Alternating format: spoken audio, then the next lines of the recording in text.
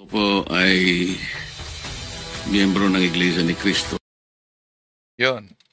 Si Senador Marcolita, proud na proud siya na kaanib sa Iglesia ni Kristong kay Felix Manalo. Bawat isa sa atin ay may karapatang mamili kung anong siktang aniban. Pero alam nyo naman, napakagaling mag-research at mag-imbestiga ni Senador Rodante Marcoleta. Ang tanong, inimbestigahan kaya niya yung inaniban niyang sikta o sapat na dahil sa napakinggan niya yung lumang taktika at modus ng mga mangangaral na natutunan nila mula pa kay Felix Manalo?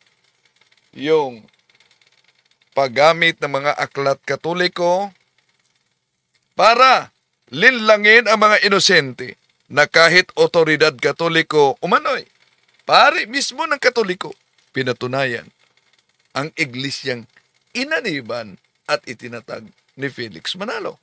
Pangalan nung iglesyang itinayo ng ating Panginoong Hesukristo, Iglesia Katolika Apostolika Romana ba o Iglesia ni Kristo? Bakit hindi natin pasagutin mismo ang kanilang aklat? Pinamagatang The Papal Encyclicals. Mula pa sa panahon ni Felix Manalo, ito na ang ginagamit nila.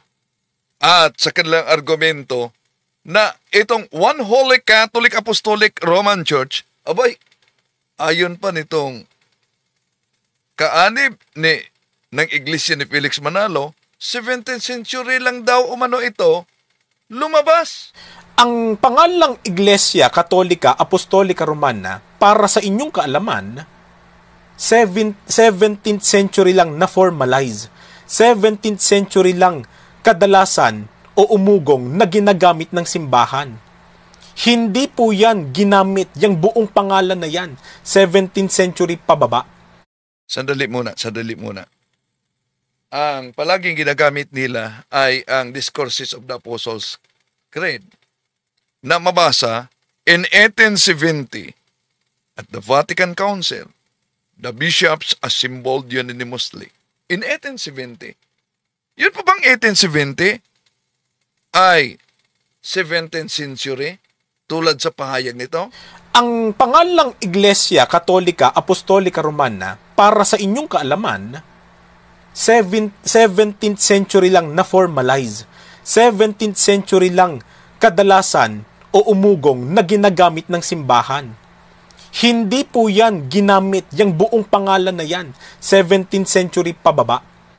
Kung sa 17th century, para sa kanya, yung 1870 ay 17th century pa. At hindi ginamit pababa before sa anong sabi niya, 17th century. Ano itong nakasulat sa sulo ni Felix Manalo na binasa ng mga revealers? Masyado tayo minamalit ni Talibong eh. Akala niya wala tayong mga ganyan. Hoy, Talibong, kumpleto kami. Ayan, tanggap niya rin ba yan? Page 30 yan. Ah. Meron tayong sulo eh. Meron. Ayan. Oh, meron talaga.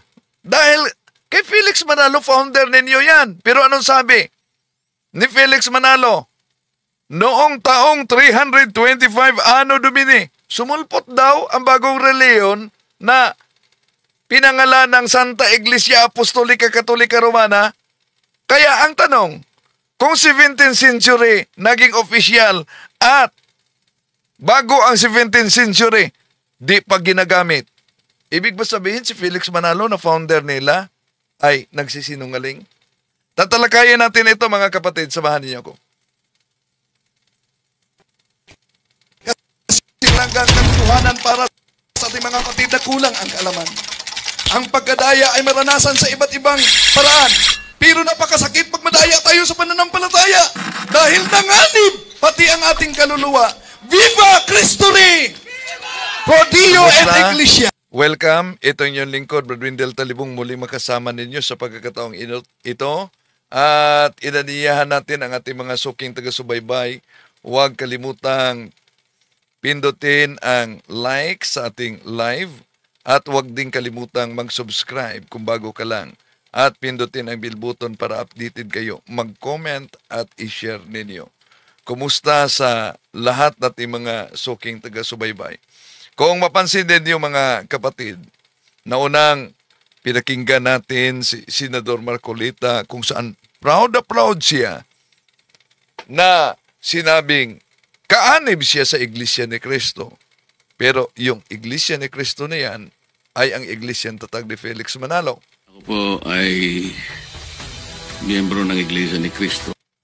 Pero bakit tulad ni Senador Marcolita, mga kapatid, maraming mga professional at kahit hindi mga professional, lalo na yung mga Katoliko na kulang ang kaalaman kaugnay sa pananampalatayang Katoliko, ang nahikayat na yayakap at yumakap sa Iglesyang Tatag ni Felix Manalo. Dahil kung mapansin ninyo, ito ang matagal ng modo sa Iglesia ni Cristo mula pa ni Felix Manalo na pinatunayan nila ang kanilang inanibang sikta gamit ang aklat Katoliko. Ano sila siniswerte? Na ang otoridad Katoliko daw ang nagsabi na dapat kang umanib at magiging tunay na Kristiyano sa pamamagitan ng Iglesia ni Cristo. Pakinggan natin. Pangalan nung iglesyang itinayo ng ating Panginoong Hesukristo, Iglesia Katolika Apostolika Romana ba o Iglesia ni Cristo? Bakit hindi natin pasagutin mismo ang kanilang aklat? Pinamagatang The Papal Encyclicals. Ito po ay aklat Katoliko. Meron po itong Nihil Obstat, John A. Goodwin, Censor Librorum. Meron din siyang Imprimatur. Itong si Francis Cardinal Spellman, Archbishop of New York. Kapag ka po ang isang libro, merong Nihil Obstat, Censor Librorum, Imprimatur, nangangahulugan na ang nilalaman po ng aklat na ito ay hindi tinututulan ng simbahang Katolika maging ng kanilang Santo Papa. Pinayagan ng simbahang Katolika na maipalabas at maipabasa at hindi sila tumututol na alinman sa nilalaman nito nagsasabi talaga ng totoo. Hindi sila tutol doon. Talagang sumasang-ayon sila na kung ano yung nakalagay dito, pwedeng gamitin ni numan. Pwedeng paniwalaan sampalatayanan ni numan. Lalo na syempre nung nasa simbahan. Di po ba? Tungkol sa iglesyang itinayo ng ating Panginoong Hesukristo, ano kaya yung iglesia? Pangalan ng iglesia na yon na kung saan ay itinayo nga ng ating Panginoong Hesukristo. Dito po sa page 153, babasahin ko na sa inyo, ganito po ang sinasabi. That is to say, the Church of Christ, Iglesia ni Cristo, which has been divinely instituted for the sake of souls and of eternal salvation. Church of Christ, Iglesia ni Cristo, ay itinatag alang-alang sa mga kaluluwa at walang hanggang kaligtasan. O, yan. Nabasa lang ang Church of Christ. Abay, inagaw na. Ini-squatter na. Nabasa ko dito ang komento ni Tricia Belmonte. Walang nangyari sa buhay natin. Puro kayo away. Tigilan na ninyo yan. Una, kung di natin sagutin itong matagal na modus sa iglesyang tatag ng ating kasamang Pilipino ra, si Felix Manalo. Daming matangay. Daming matangay sa mga modus na ito. Di po ba? Kaya nga, ang kasinungalingan, pagpalaging inulit-ulit ay magbuka talagang parang katotohanan, lalo na sa ating mga kapatid na kulang ang kaalaman. Bakit? Nabasa lang sa aklat na ito sa pahina 39 na may iglesia ni Kristo, eto, na inaangkin na nila, whoever he is and whatever he is, he who is not in the Church of Christ is not a Christian. Tanong, dahil po ba nabasa ang salitang Church of Christ, kaya nga maraming mga natangay sa maling akala? Ito po ba'y tumutukoy sa iglesyang itinayo ni Felix Manalo? Hindi. Dahil kung tingnan natin, may iniwasan dito ang mga ngangaral sa iglesia ni Manalo. Ito po, pakita natin ang pahina. Yung inawasan niya, mga mahal na kapatid, di po ba nakita ninyo dito? The bond of harmony stood firm, and the invisible sacrament of the Catholic Church continued. At ito lang ang binasa niya, whoever he is, and whatever he is, he who is not in the Church of Christ is not a Christian. So, therefore, ang ginamit nila na aklat, napakalinaw na ang pinatunayan ng pari dito, hindi yung iglesyang tatag ni Felix Manalo, kundi, kaya nga, sino po ba ang pinatunayan? Kung sisilipin natin ang pahina 131 sa aklat na ito. The foundation on which the society is built is such that it turns the constitution of the Catholic Church upside down because it consists in the belief that the true Church of Jesus Christ is composed of the Roman Catholic spread over the whole world. So, dito napansin ninyo mga kapatid, na sa matagal ng panahon ginagamit nila yan na propaganda. Pero, sisilipin natin mabuti, makikita natin mga kapatid na ang nakasulat pala sa aklat na palaging ginagamit kahit sa The Revealers at sa mga ministro ni Felix Manalo, hindi naman yung Iglesia ni Kristong Tatag ni Felix Manalo sa 1914 Punta Santa Ana, Manila. Kundi ang Iglesia ni Kristong binanggit na dapat aniban at itinatag ng Diyos na si Panginoong Hesukristo ayon sa nabasa natin sa pahina 131, walang iba kundi ang Iglesia Apostolika Katolika Romana, mga kapatid. Halatang halata. Pinawalang bahala ng mga ngaral sa Iglesia ni Kristong Tatag ni Felix Manalo ang konteksto, ang diwa ng aklat para lamang makagawa sa nais nila, mga kapatid. Abay, pinipilit nilang ginawa nilang squatter ang bawat bahagi upang umaayon sa kanilang kagustuhan. Kaya, research naman pag may time. Okay. Ngayon, punta muna tayo sa argumento nila na ang Katoliko daw ay hindi Kristiyano. Well, siguro di nag-research mabuti. Tingnan natin, silipin natin ang mabasa. Ito po na paraphrased on the New Testament. Hindi po to salin Katoliko. Kaya, kung Katoliko ito, bias. Pero dahil anti-Katoliko ang nagsalin dito, mga kapatid, ito ang katunayan na kahit anti-Katoliko, di niya mapigilan at matutulan ang katotohanan. Bakit? Sabi ng mga ngaral sa Iglesia ni Kristong Tatag ni Felix Manalo, ang simbahang Katoliko daw ay hindi Kristiyano. Pero silipin po natin ang Romans chapter 11 verse 12. Ito po, Ang pangalang- sandali muna. Ito po mga kapatid ang ating mabasa. No?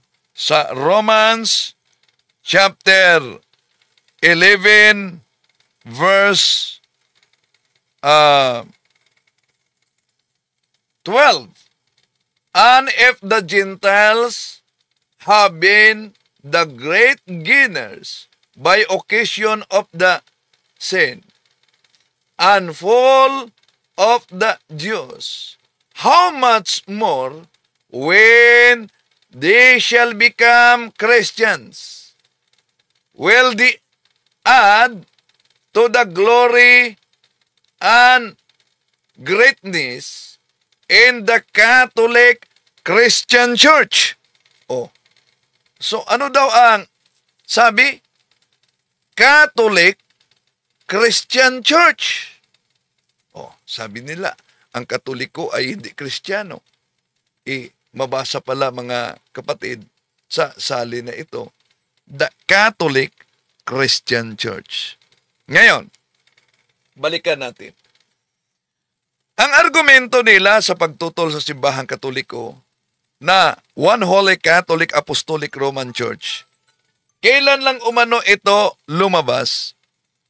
Nagtaka ako 17th century, pero kung tignan natin ang paggamit nila sa tinatawag na Discourses of the Apostles' Creed, Discourses of the Apostles' Creed, para patunayan, otay-otay na lumabas ang One Holy Catholic. Yun, dyan sila nagkamali. Bakit? Dahil kung idineklarar sa simbahang Katoliko, ang aral na ito, hindi ibig sabihin na naggawa ng bagong aral ang simbahang Katoliko, kundi idineklarar lang ang di mabagong katotohanan. Ngayon, balikan muna natin, ha? Dahil ayon sa Discourses of the Apostles' Creed na palaging ginagamit sa mga ngaral sa Iglesia ni Manalo, 1870. At itong sinabing 1870, 17th century daw umano ito. Ano, sa palagay ninyo, ang 1870 ba mga kapatid, 17th century? Comment kayo. Ha? Ayon sa Iglesia, kaanib sa Iglesia ni Cristo, ang 1870, 17th century pa. Okay. Pakinggan muna natin ang The Revealers. Yung pangalan nila ngayon na opisyal. Kailan po nabuo yan? Basahin po natin sa kanilang aklat pa rin. Sa Discourses on the Apostles' Creed by Clement H. Crack noong 1938 sa pahina 191, iniliwat na po sa wikang Pilipino. Noong 1870, sa Konsilyo ng Batikano, ang pangalang Iglesia Katolika Romana ay iminungkahi, ngunit ito ay hindi tinanggap. Ang mga obispong nagtipon ay buong pagkakaisang pinagtibay ang opisyal na pangalang ito, ang banal na Iglesia Katolika Apostolika Romana. Ayun, doon na po nabuo. Kumbaga, doon na nakompleto yung pagkaka-assemble. Utay-utay na nabuo, Kuya Siriac, hindi Otay-otay daw na nabuo, hindi biglaan. Kaya, sa interpretasyon nila, dahil nabasa nila na in 1870 at the Vatican Council, the bishops assembled unanimously decided upon this official, otay-otay daw nabuo. Mali. Bakit mali sila? Sandali muna. Balikan muna natin si Mr. 17th century. Dahil ang 1870, yun daw ay 17th century. Ang pangalang Iglesia Katolika Apostolika Romana, para sa inyong kaalaman, 17th century lang na-formalize. 17th century lang kadalasan o umugong na ginagamit ng simbahan. Hindi po yan ginamit, yung buong pangalan na yan. 17th century pababa. Yan. Yan. 17th century pababa, hindi ginagamit. Dahil 17th century lang nabuo ang tanong mga kapatid, ano ang masasabi ninyo? Yun bang 1870? 17th century ba yan? Sige, comment kayo. Basta 17th century daw umano. Pangalawa, kung totoo na hindi pa ginamit ang One Holy Catholic Apostolic Roman Church, abay, binasa. Proud na proud pa ang mga The Revealers na meron daw umano silang aklat ni Felix Manalo, yung sulo. Ito, binasa. Di ibig sabihin, 325 Anno Domini, ginamit ang One Holy Catholic Apostolic Roman Church, wala pang 1870. Sino ang mali? Pakinggan. Masyado tayo minamalit ni Talibong akala niya wala tayong mga ganyan. Hoy, Talibong, kumpleto kami. So sabi niya, masyadong minamaliit ko daw. Yun lang ang naramdaman ninyo, na maliit kayo. Kaya nga, napakaliit sa busis ninyo. At maliban diyan, ayaw din yung lalabas sa lungga dahil maliit talaga kayo. At ramdam na ramdam ninyo yan. Ayan, tanggap niya rin ba yan? Page 30 yan. So yan, sa aklat ni Manalo yan, ang sulo. Meron tayong sulo Meron. Meron umano silang sulo. Meron. Ayan, sa pulong na ito, sumipot ang bagong relihiyon na siyang pinamagatang Iglesia Katolika Apostolika Romana. So, sino ngayon ang sulpot? Yan. Ito na.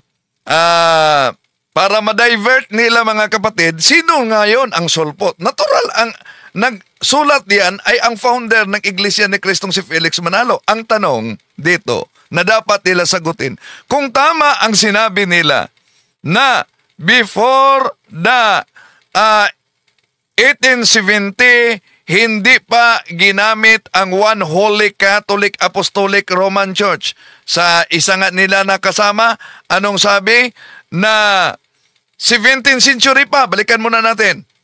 Ang pangalang Iglesia Katolika Apostolika Romana, para sa inyong kaalaman, 17th century lang na-formalize. 17th century lang kadalasan o umugong na ginagamit ng simbahan. Hindi po yan ginamit, yung buong pangalan na yan, 17th century pababa. Sapagkat ang pangalang Iglesia Katolika Apostolika Romana, sabi na rin ng ministrong nakipagdebate dito kay Mr. Tamperd, ang pangalang yan ay parang assembled na jeepney. Yung Iglesia, yung Katolika, ibang taon ikinapit sa pangalan nila. Yung Apostolika, ibang panahon din nang idagdag nila. Yung Katolika Romana, ibang taon din ikinabit para madagdag. Iyon, ang kanilang argumento. Una, nakawasak ba sa kasaysayan na ang simbahang Katoliko ay tatag ng ating Panginoon Jesucristo? Hindi. Kundi lumabas pa ang kontrahan na argumento nila. Bakit? 17th century daw, official ang One Holy Catholic Apostolic Roman Church, ngunit ang binasa ng mga ministro at lalo na din sa mga ngaral sa iglesia, lalo na sa The Revealers, 1870. Tanong, ang 1870 ba ay 17th century? Pagkatapos, di pa daw ginamit pababa. No? Before sa 17th century, nang tinutukoy niya 1870, ang tawag 17th century. Ang One Holy Catholic Apostolic Roman Church. Bakit sa sulo ni Felix Manalo, eto? Meron tayong sulo Meron. Ayan, sa pulong na ito, sumipot ang bagong relihiyon na siyang pinamagatang Iglesia Katolika Apostolika Romana. So, sino ngayon ang sulpot? Yan. Sino ngayon ang sulpot? Natural, ang Iglesia ni Kristong tatag ni Felix Manalo. Dahil 1914 punta Santa Ana.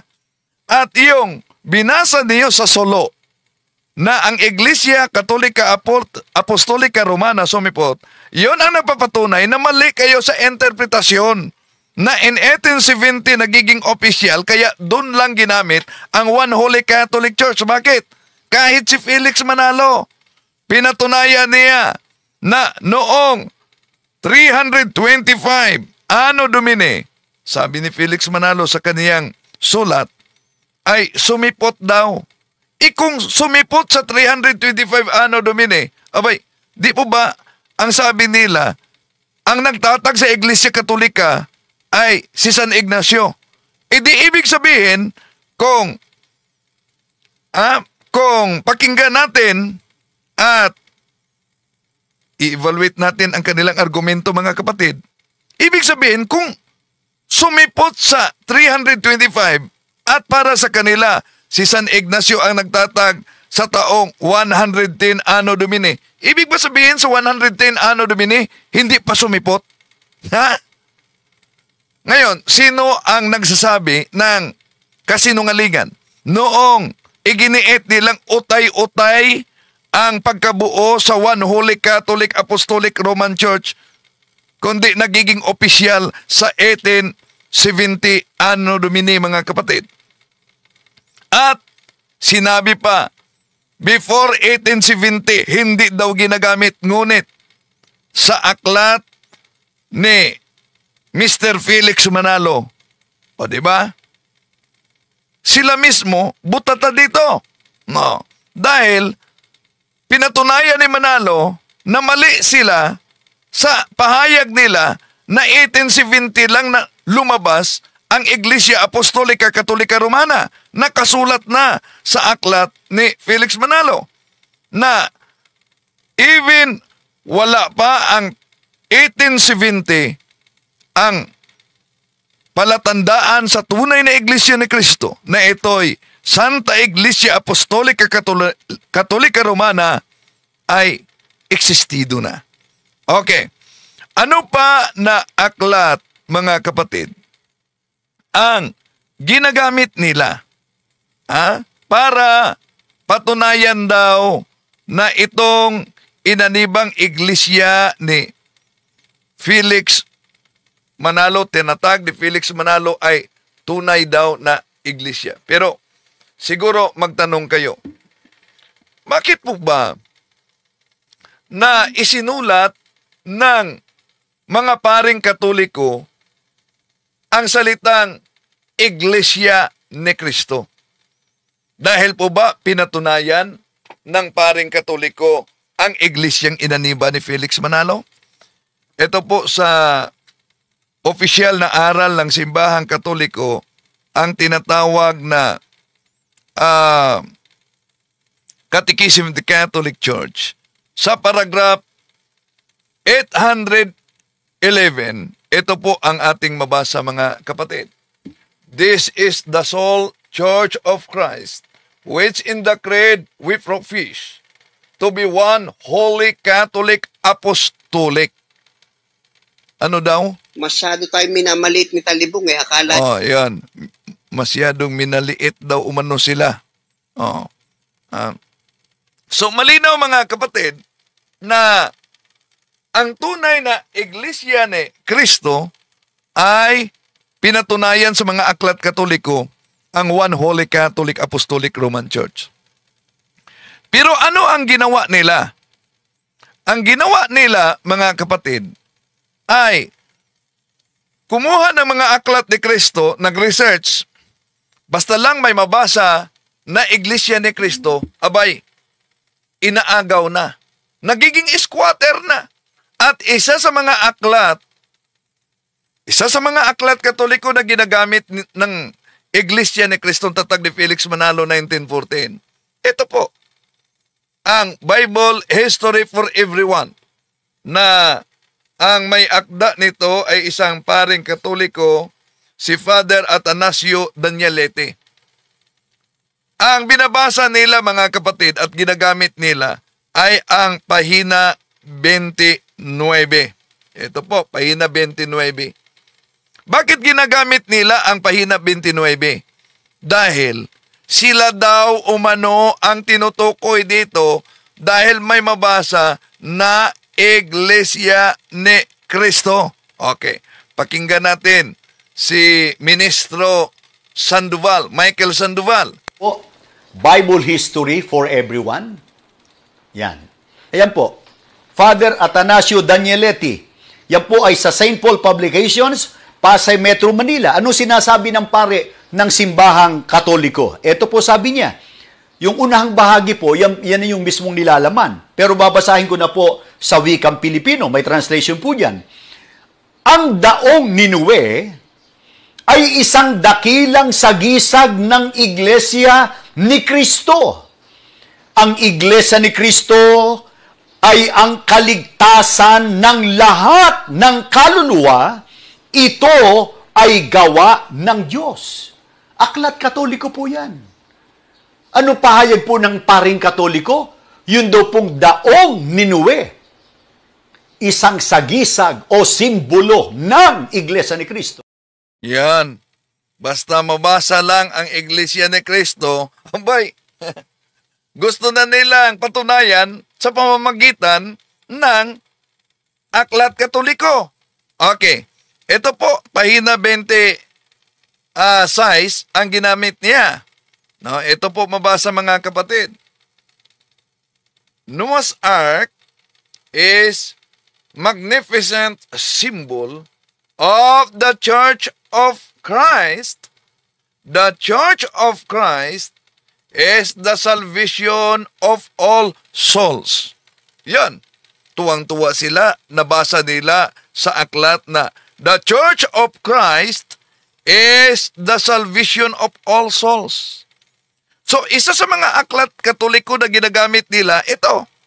Pero, alam nyo ba mga kapatid, kung babasahin ninyo ang buong pahina 29 sa aklat na ito mga kapatid, alam nyo ba?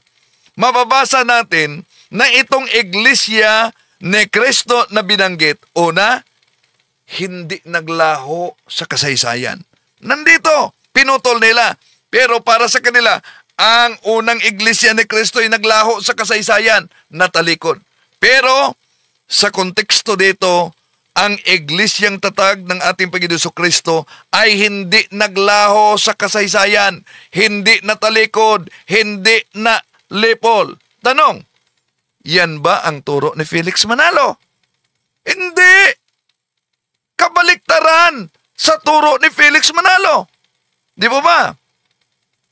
At may nakasulat dito sa pahina 29, may nakasulat pangalan ni San Agustin, ang Iglesia ni Kristo na binanggit sa librong ito. Tanong, si San Agustin ba ay membro sa Iglesyang tatag ni Felix Manalo? Hindi. Sino? Si San Agustin. Kaani ba siya sa tatag ni Felix Manalo? Siya ay isang Katoliko. Obispo ng Katoliko.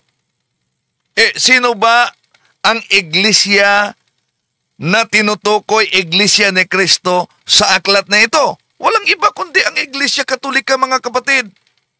Bakit? Iglesia Katolika, sisilipin lang ninyo. Pahina 225 sa aklat na ito. Anong nakasulat? Ito po mga kapatid, kayo mag-ingat talaga, no? Grabe. Ito, pahina 25. The Holy Roman Catholic Church is the Church of Christ. She alone claims and possesses Saint Peter as her visible head. So, ano daw ang Iglesia ni Kristo ang tinutukoy sa aklat na ginagamit nila mga kapatid? Hindi po yung tatag ni Felix Manalo. Kundi, napakalinaw, ang Iglesia ni Kristo, walang iba kundi ang Iglesia Katolika. No? Sa makatuwid, hindi ang Iglesia ni Kristong tatag ni Felix Manalo 1914 ang tinutukoy sa aklat na ito. Ang tunay na Iglesia ni Kristo ay ang Iglesia Katolika. Kaya nga, mga mahal na kapatid, no? Sila mismo ay nasupalpal sa kanilang paggamit sa mga aklat dito dahil alam nyo ba, ang kanilang aral kasi tinaglikuran ng simbahang Katoliko. ano daw, tinalikuran ng simbahang Katoliko ang Church of Christ at pinalitan ito ng Santa Iglesia Apostolica Katolika Romana. Mali. Sila nga mismo ang gumagamit sa mga aklat Katoliko na may mabasang Church of Christ. Ibig sabihin, pinatunayan nila na ang Church of Christ ay hindi tinatalikuran ng simbahang Katoliko, kundi inaangkin at ini-squat pa nila. Yeah? Okay. Ano pang aklat Katoliko na ginagamit nila, mga kapatid? And then, eto, pakinggan natin yung The Revealers. Ginagamit nila ang aklat na Religion, Doctrine, and Practice. So, ang aklat na ito ay, ang may akda ay si Father Francis Casile. No? Ginagamit nila ito para patunayan na si Kristo'y nagtatag ng iisang iglesia na dapat aniban. At ano ba yung iglesia na yan? Eto, pakinggan natin. Ngayon, aling iglesia po ang kinaaaniban ng mga Kristiyano? Iglesia Katolika po ba? Ang babasahin po natin ay mula sa Aklat Katoliko, ay sinulat po ni Francis V. Casile, na ang pamagat po ng aklat ay Religion, Doctrine, and Practice. Ganito po mababasa natin sa pages 442 hanggang 443 sa English po muna. Sa English po yung aklat na yan. Sige, basahin po natin. Did Jesus Christ establish a church? Yes. From all history, both secular and profane, as well as from the Bible. Considered as a human document, we learn that Jesus Christ established a church which from the earliest time has been called after him, the Christian Church or the Church of Christ. Ang tanong po natin, aling iglesia ang kinaaaniban ng mga Kristiyano? Aminado naman po pala ang simbahang Katoliko na iglesia ni Kristo po ang iglesyang itinatag ng Panginoong Jesucristo kung saan doon kaanib ang mga Kristiyano. Pansinin po ninyo, inaamin mismo ng Iglesia Katolika sa pamamagitan nitong kanilang aklat na ang itinatag ni Kristo na iglesia, both secular and profane as well as from the Bible, si Jesus Christ ay nag-establish ng kanyang iglesia na ito anya'y tinawag na sunod sa kanyang pangalan, Iglesia Kristiyana o ang Iglesia ni Kristo. Sa madaling salita, ang mga tunay na Kristiyano, kaanib po sila sa Iglesia ni Kristo, ayon na rin po sa mga otoridad Katoliko. Hindi po Iglesia Katolika, Apostolika, Romana. May konklusyon sila. Iglesia ni Kristo, hindi po Iglesia Apostolika, Katolika, Romana. O na mga kapatid, sinabi ba sa pare, alam nyo, yung mga nag-aral sa pagkaministro, dapat talaga meron silang mga aklat na ganito. Dahil bahagi ito sa pamimimiktima ng mga inosente. Itong binasa nila, mga mahal na kapatid, no? Sa pahina 442 tuloy sa 443, did Jesus Christ establish a church? Yes, from all history, both secular and profane, as well as from the Bible considered as a human document. We learn that Jesus Christ established a church which from the earliest times has been called after him, the Christian Church or the Church of Christ. Ngayon, aling iglesia po ang kinaaaniban ng mga Kristiyano? Iglesia Katolika po ba? Yan. Ang babasahin nila ito para patunayan nila hindi Iglesia Katoliko ang dapat aniban umano mga kapatid, kundi hindi Iglesia Katolika, kundi Iglesia ni Kristo. Una, atin mo nang susuriing mabuti mga kapatid. Yun po bang sinipi nila sa pahina 442-443? Ang tinutukoy ba diyan ay ang Iglesia ni Kristong Tatag ni Felix Manalo? Hindi. Napakalinawanag mga kapatid na sa bahaging iyan, nagtatag ang ating Panginoong Hesukristo ng isang iglesia na pinapatunayan ng kasaysayan. Lahat na uri ng kasaysayan. Kaya, kung ating pag-iisipan, yun po ba ang Iglesia ni Kristong Tatag ni Felix Manalo? Pinatunayan ba sa kasaysayan na tatag yan ng ating Panginoong Hesukristo? Hindi. Ang Church of Christ na tinatawag diyan ay hindi ang Iglesia na tatag ni Felix Manalo, kundi ang Church of Christ na tinatawag diyan ay ang Iglesia noong unang siglo. So mula diyan mga kapatid, bagsak na bagsak ang unawa sa mga mangangaral, sa The Revealers, sa mga ministro ni Felix Manalo, sapagkat ang Iglesia ay hindi namang sinasabi diyan una na hindi Katoliko. Yung Iglesia ni Cristo na ginamit nila Church of Christ sa English ay pantukoy, ibig sabihin, descriptive title sa Iglesyang tatag ng ating Panginoon Jesucristo. Ngayon, para mas maunawaan natin, ano po ba ang sinabi sa Iglesia, sa aklat na ito na ginagamit nila, lalo na sa pahina 328, sa aklat na ito. Balikan muna natin yung 442 na bahagi sa aklat. Ito po ang iniwasan nila mga kapatid. No, sa naturang aklat, pansinin ninyo. Ganito sila mag-magic at mag-squat. Ito. Nakita nyo ba? The lessons on the Catholic Church are among the most important in the study of religion. For if we once admit that the Catholic Church is the true church established by God.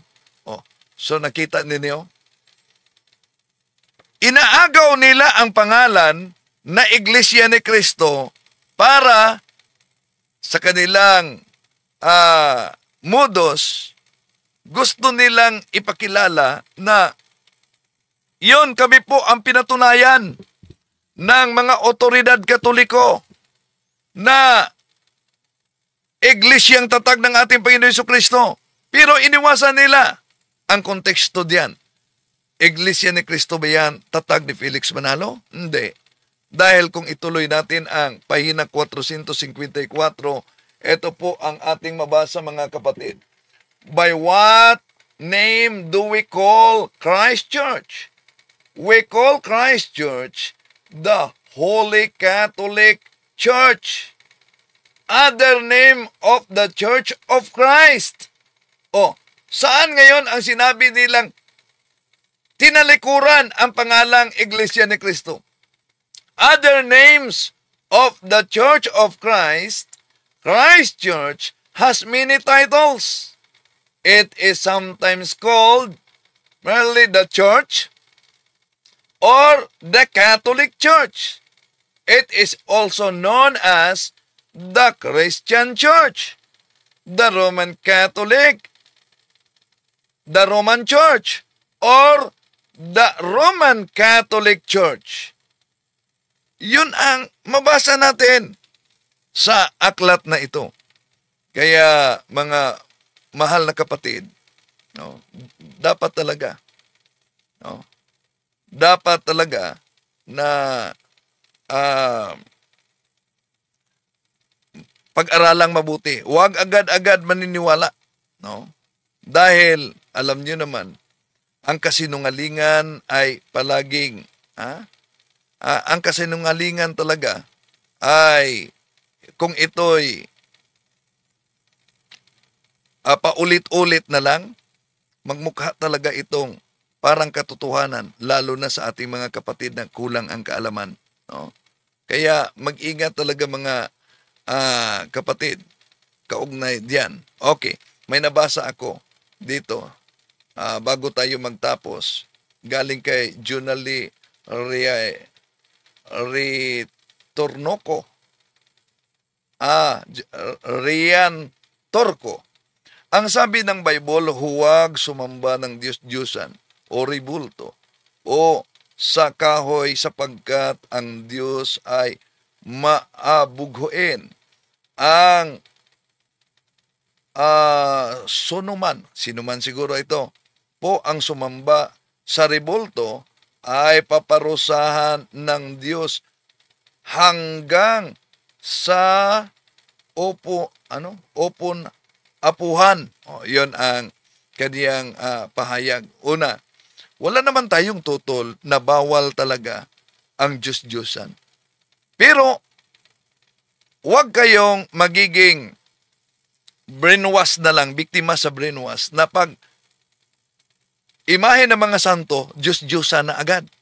Sa Biblia, hindi lahat ng mga larawan ay Diyos-Diyosan. Kahit nga kung silipin natin ang nakasulat sa Harper's Bible Dictionary, page 567, ito po ang ating mabasa. All idols are images, but not all religious images are idols. So, protestante yan. Ano daw? Hindi lahat na mga Diyos-Diyosan ay hindi lahat ng mga reliyosong imahe ay Diyos-Diyosan. Lahat ng mga Diyos-Diyosan ay imahe.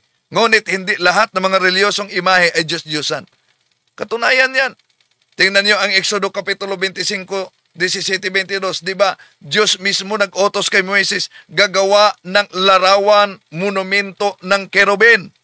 Tanong, kung lahat ng mga larawan ay ipinagbabawal ng Diyos at igiit nila na dahil ang mga Katoliko ay may mga larawan ng mga santo, and so therefore ang mga Katoliko ay sumamba daw umano. Akusasyon lang yan.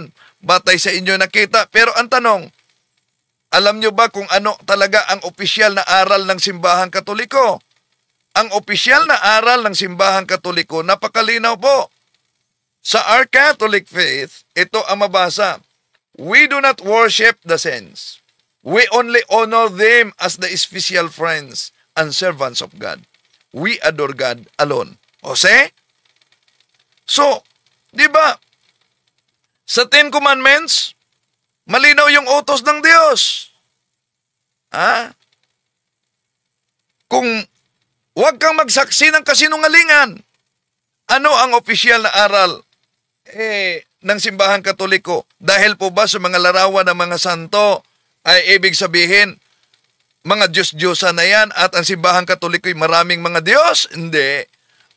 Ang mabasa natin sa opisyal na aklat sa paragraph 152,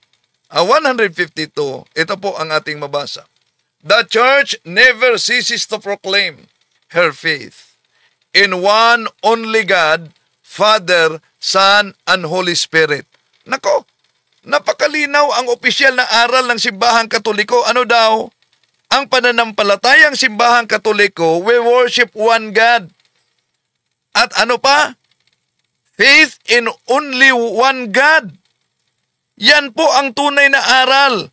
Kontra po sa mga akusasyon ng ibang sikta na nagsamba umano ng iba't ibang mga larawan ng mga Diyos-Diyosan.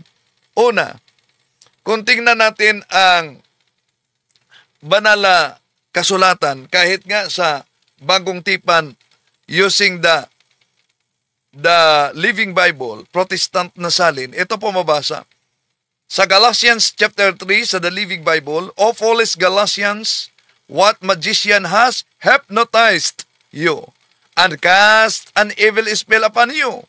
For you used to see the meaning of Jesus Christ's death as clearly as though I have waved a placard before you with a picture on it of Christ dying on the cross. Ano daw? With the picture of Protestante na salin ito. Di ba may larawan ni Kristo na namatay sa cross? Akala ko ba, pag Protestante, bawal ang larawan? Di nyo ba alam na Hindi lahat ng larawan ay ipinagbabawal ng Diyos. Silipin niyo ang 2 Hari, Kapitulo 23, versikulo 15-18. Di ba inutusan ng Diyos na gibain, wasakin ang lahat ng mga Diyos-Diyosan? At winasak yan. Sinunog yan. Pero, anong mabasa natin? Anong mabasa natin sa 2 Hari 23:18? Kaninong monumento ang nakatayo? Sabi ng mga tao, monumento ng propeta. Anong sabi ni propeta Diyos niya? Huwag niyo yang galawin. So, malinaw sa naturang talata, wawasakin, babasagin, sunugin ang mga larawan ng Diyos-Diyosan. Pero ang monumento ng propeta, huwag niyong galawin. Isaiah 56:5, Then I will set up a monument in the area of my temple. Ano daw? I will set up a monument in the area of my temple. Ngayon, kung sa templo ninyo, wala kayong mga larawan, abay, hindi yan templo.